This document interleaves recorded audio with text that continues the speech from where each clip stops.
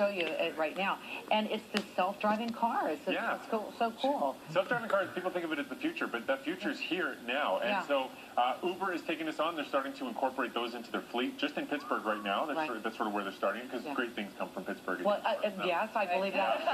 But because of Carnegie Mellon universities there. And so I actually had the opportunity. I went to the Netherlands, where they're also, this is a technology that's being worked on all over the world by different groups. This is in the Netherlands, and what's happening in the cars that I'm riding in here, you can see the woman in the driver's seat. She's actually one of the mathematicians that made the software. And so she's still driving the car, even though her hands and her feet are off of it, because she wrote the software that's driving the car. She wrote the software? Yeah, she's the genius behind it. Wow.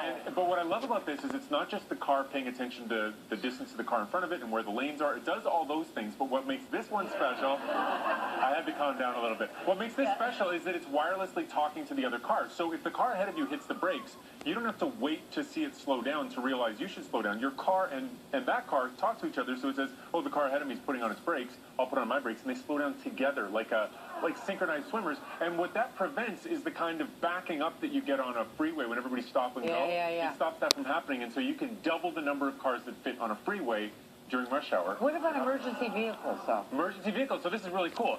One of the things that a smart car would have to be able to do is get out of the way of emergency vehicles. And we actually featured a test of some self-driving trucks. We got all the people out of the way because trucks are scary.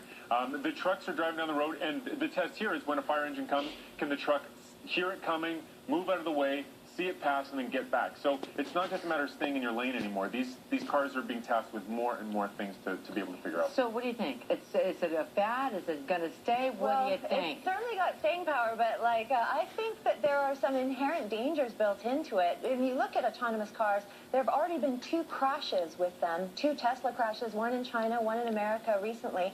And also just recently, we've discovered that you can hack cars from about 20 kilometers away. So really, you're giving up your own autonomy sometimes when you've got an algorithm driving. That said, there are, of course, a lot of benefits as well. Right, yeah. So we actually, before we came and talked to you, we had a raging debate about this. That's what scientists do. Yeah, and it's a lot of fun to talk about. But I mean, really, with any new technology, there are ways that it can be used poorly and ways it can be used well. But I think that the future, this kind of technology is going to make the world safer and better. Let's talk about football. Yeah, so time to talk about football. It's incredible and coincidental that our piece is on the Pittsburgh Steelers. Yeah! Your favorite team. My favorite team. This is definitely a positive technology because they have these new MVPs. I don't know if you've seen them. These are mobile virtual players. Essentially what they've done is they've created hulking 5'11", 200-pound robots that they're using for training. These can run as fast as the actual players can. They're remotely controlled, and you might be thinking, this is a little bit of a silly idea. Why do we have these things that look like pawns on the field there? But really, what's happening is a lot of the times when you have players, most of the concussions that they actually receive are during practice. They're out there for those finals, those big games, but that's not the only time they're getting knocked. They're getting knocked constantly. So the idea here is instead of injuring your teammate, why not injure a robot instead? Right. You put a uniform on that, and I date it. That's right.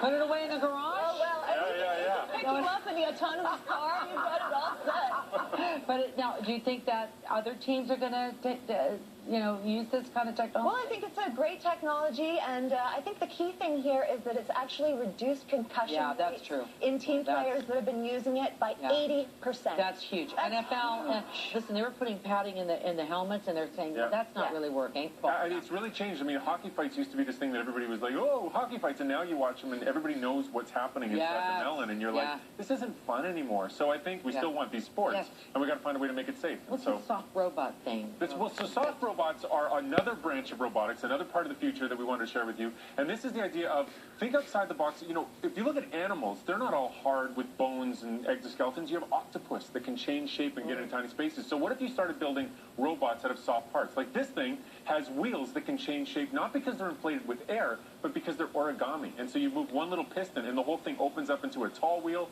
or into a wide wheel. And so this is a soft robotics competition that we're featuring. This is a student group from Korea. And, they have to get through the tight, narrow planes. They go through sand, they go around pillars, they go over stairs. And this is another one that has inflatable parts so that if it falls over on its side, those balloons on the side can fill up and knock it right back up. So this would be incorporated in surgery. Yeah, so you wouldn't drive one of those up your belly, thankfully, but if you have something that can go into a small hole and then change shape and then go do surgery and then change back into a small thing and come back out, like an octopus, it's much easier to build one of those than to train an octopus to take out your spine. Which really adds, which to me, like with all this happening, it would take an extra year or so in medical school to know how all these technologies work. Yeah, that's part of it, isn't it? That's going to be, like, it's huge. And are they using any of this right now? You know, unbelievably, they are using the robotic surgery tools. Now, right now it's on cadavers, so the risks to the patient are very low. Yeah. But they're doing what, you know, and then they can go in and see how successful what they thought they did was. Yeah. And it's working. And so in terms of training the doctors, you know, maybe kids that are playing video games now, maybe you're actually training to become a doctor and you should think seriously about so give me a little bit more school. airtime on that one. Okay, mind-controlled drones. I wanted pizza and I want it delivered to my house right now. I have to tell you, I've been on Daily Planet for 9 years, and this is the craziest story that I have done in 9 years of being on the show. You've seen drones, you know, they've been around for about 5 years. We started using them as toys, for filming, for research purposes. Now they've kind of become like Formula One racers. People are racing drones at speeds of 130 kilometers an hour. The next thing, though, now is brain-controlled drones. So they actually have me do this. And, of course, producers will always pit you up against the world champion brain-controlled racer. And so you can see there, they're taking your EEG signals, and basically, if you think move forward, you're actually able to activate the drone and get it to move forward. These are moving quite slowly right now because this is the first iteration. You can see me practicing. Right here, you have to get quite zen. Now, here's the thing. I don't know if any of you guys have heard of the new show Stranger Things or seen the movie Carrie, but I am not making this up. I'm not making this up. You're about to see we are in a dead heat right now, and I'm against the world champion, and I suck in the beginning. But suddenly, I start getting a little bit better. I start practicing, and then this happens. It goes right up into the air, and I smash it. I destroy the drone with my mind. And I swear to you on my life, we didn't fake that, and the entire camera crew was afraid of me for the rest of the day. Everybody's steer clear. And That's incredible. Great. Wow. This is good. Do you think it's going to become a sport? Well, I think it has a lot of potential, like drone racing, but the thing is, the developers here are thinking of things like Paralympics. Imagine being able to race drones, but you won't be using any part of your body, just your mind. Of course. Well, isn't this fun? Don't you love it? You want more.